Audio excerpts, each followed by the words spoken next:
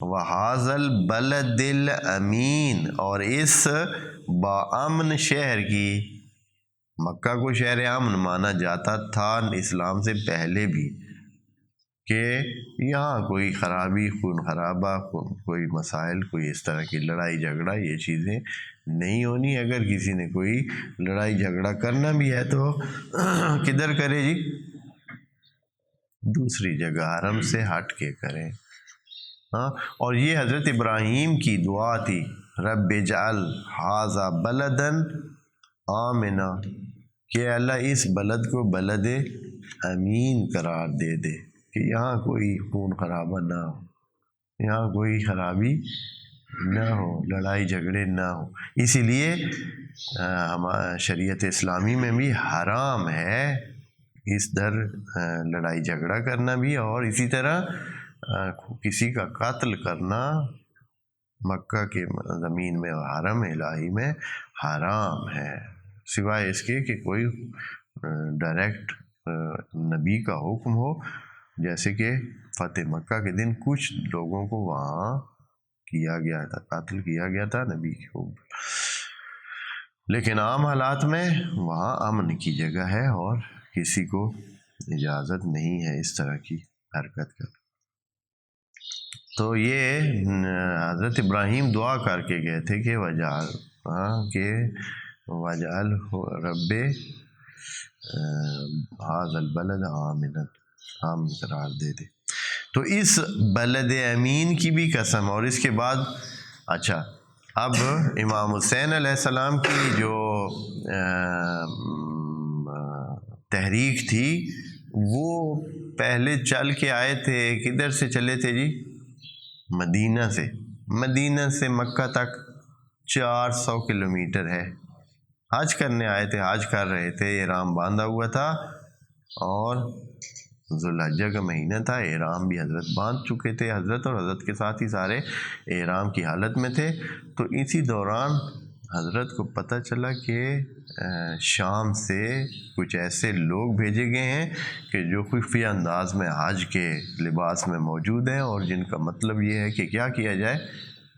امام حسین کو، اور امام حسین مین چیز تو وہی تھی جو بیعت سے منکر تھے اور بیعت نہیں کرنا چاہتے تھے، اور مدینہ سے چل پڑے تھے، کیونکہ مدینہ میں ان سے بیعت طلب کی گئی تھی، تو انہوں نے کہا کہ ہم ادھر رہتے ہی نہیں ہیں، تو وہاں سے وہ چل پڑے تھے۔ مکہ میں وہ حج کرنے کی حالت میں موجود تھے، احرام باندھے ہوئے تھے، اور آپ جانتے ہیں حج کے احکام میں سے ایک حکم یہ ہے کہ اگر آپ نے احرام باندھ لیا ہے تو آپ پر واجب ہے کہ آپ حج کو کیا کریں؟ مکمل کریں، پھر آپ درمیان میں چھوڑ نہیں سکتے۔ یعنی بہت گناہ ہے کہ کوئی بندہ حج کے احرام کو درمیان میں توڑے، حتماً اس کو حج پورا کرنا پڑتا ہے، اگر خدا نخواستہ کوئی مانے نہ ہو ایسا جو اس کو حج نہ کرنے دے۔ لیکن اس کے باوجود حضرت نے اپنا احرام، اپنا وہ حج عمرے میں تبدیل کیا، اور کیا کیا، فوراً احرام سے باہر آئے کہ بھائی یہ لوگ مجھے کسی بھی حالت میں ہو سکتا ہے مسجد الحرام میں ہی قتل کر دیں، اور خون جو ہے یہاں۔ تو حضرت نے یہ اپنی بیانات میں بتایا ہے کہ میں وہاں سے کیوں، حالانکہ ابھی 8ویں کو وہاں سے چل پڑے تھے، آج 8 ذی الحجہ کو حج شروع ہوتا ہے، تو وہ بجائے اس کے کہ حج کے احکام شروع کرتے اور عرفات جاتے، وہ ادھر سے نکل پڑے اور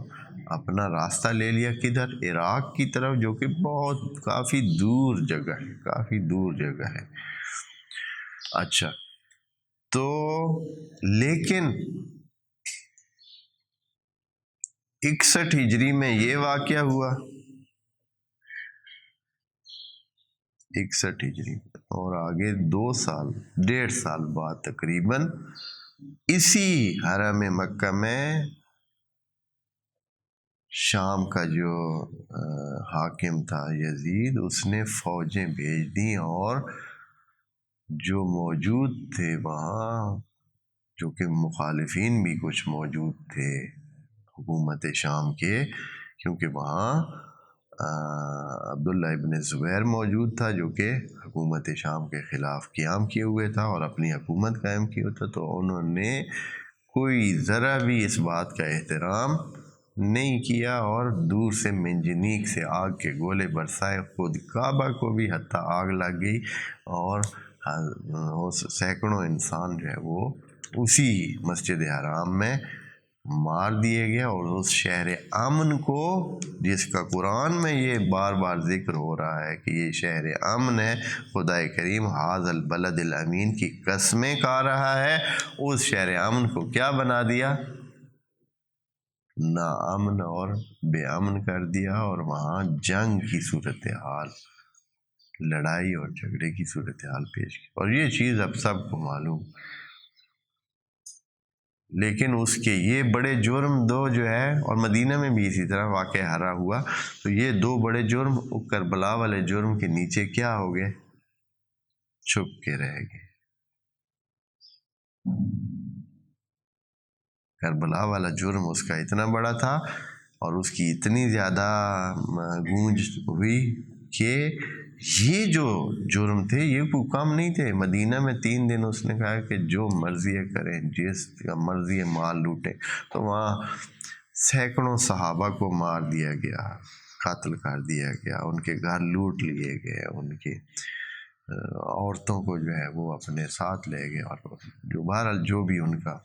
اپنا ایک طریقہ کار تھا۔ بہت بڑے واقع ہوئے ہیں کربلا کے بعد مدینہ میں، وعلیکم السلام، اور مکہ میں، اور یزید ابن معاویہ نے یہ کیے، لیکن وہ تاریخ کے غبار میں کیا ہو گئے ہیں؟ چھپ گئے ہیں، نظر نہیں آتے۔ بڑے واقعات ہیں، بہت بڑے واقعات ہیں، لیکن چونکہ کربلا کا واقعہ اور نواسہ رسول کا واقعہ ذرا زیادہ اہمیت والا، اور پھر اس پر ایک جیسے اہل بیت کے ماننے والوں نے اس کو لے کر آگے بڑھایا، اور پھر اس پر تحریک چلی، عباسیوں نے بھی تحریک چلائی اس وقت، اور دوسرے جو اہل بیت کے ماننے والے تھے انہوں نے تحریک چلا کر اس واقعے کو تو بہت زیادہ وہ کیا، لیکن وہ جو دوسرے 2 واقعات تھے جو کہ بہت اس میں بھی پاکیزہ خون جو ہے وہ گرائے گئے، اور بہت سارا قتل و غارت کا میدان بنایا گیا، وہ 2 واقعات چھپ گئے، اور اگلے سال وہ مر گیا۔ اب اس کے مرنے کی بھی اتنی تاریخ میں تفصیل موجود نہیں ہے کہ کیسے مرا، بہرحال کن حالات میں وہ مر گیا، 32-33 سال کی عمر میں یا 34 سال کی عمر میں۔ یزید ابن معاویہ 34 سال کی عمر میں ہی مر گیا۔ اب پتہ نہیں اگر یہاں وہ رہتا تو پتہ نہیں اور کیا کیا سلسلے ہوتے۔ اس کی حکومت صرف 3 سال تھی، 61 میں ہی یا 61 میں یا 60 میں